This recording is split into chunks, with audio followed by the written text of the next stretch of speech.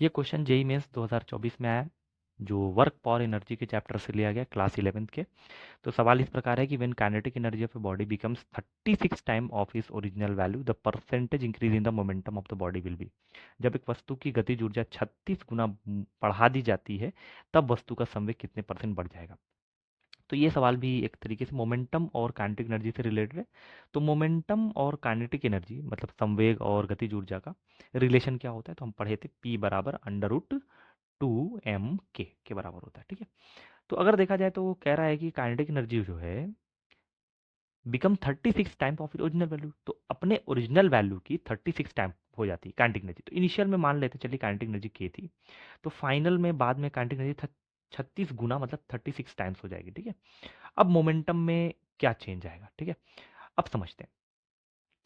तो अगर इनिशियल को P1 मान लें, ठीक है, और डिवाइड कर दें फाइनल P2 से, तो इधर क्या आ जाएगा फॉर्मूला में 2m1 k1 2, अच्छा मास तो सेम है शायद, तो मास को m रहने देते हैं k2।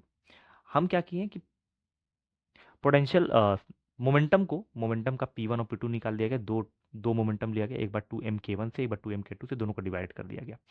तो मोमेंटम स्टार्टिंग का और मोमेंटम बाद का, अब 2 से 2 कटा, m से m कटा, अंडर रूट के की जगह के रखेंगे, 36 के मतलब 36 के हो जाएगा, के से के कट जाएगा और ये आ जाएगा 1/6। तो अब यहाँ पे एक चीज़ समझ में आ रही है कि P1 अपॉन P2 है क्या चीज़, 1:6। अगर हम ये बोलते हैं कि P1 की वैल्यू 1 के बराबर है, तो P2 की वैल्यू 6 के बराबर है। तो अब देखा जाए तो P1 is related to 1 and P2 is related to 6।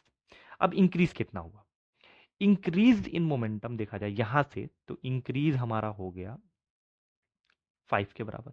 तो हमसे पूछ रहा है कि वस्तु का संवेग कितने परसेंट बढ़ जाएगा, तो परसेंटेज निकालना पड़ेगा कितना बढ़ गया। तो देखते हैं कितना बढ़ गया, इंक्रीज कितना हुआ, पहले एक था, रेशियो के हिसाब से पहले एक था फिर 6 हो गया, तो 1 से 6 में बढ़ने का मतलब 5 बढ़ गया। ठीक है, ओरिजिनल कितना था शुरुआत में, 1 था, इंटू 100। तो परसेंटेज जो इंक्रीज हुआ, परसेंटेज इंक्रीज कितना परसेंट बढ़ गया है, तो 5.1 इंटू 100, तो 500% बढ़ गया है। तो हमारा जो मोमेंटम था पहले 1 के बराबर था, मतलब रेशियो से अगर देखा है तो 1 था, और P2 जो आ गया था वो 6 आ गया था। तो दोनों का जो रेशियो देखा जाए तो P1 अपॉन P2 1/6। तो P1 अगर 1 है तो P2 6 है, तो कितना बढ़ गया, 6 बढ़ गया, तो इंक्रीज 5 हो गया। तो परसेंटेज इंक्रीज निकालना था कि कितना मोमेंटम बढ़ गया। तो हम लिखेंगे ऊपर बढ़ी हुई वाली वैल्यू, मतलब जो मोमेंटम इंक्रीज हुआ 5, ओरिजिनल 1 था, इंटू 100, तो हमारा आंसर आ गया 500% हमारा मोमेंटम इंक्रीज कर जाएगा।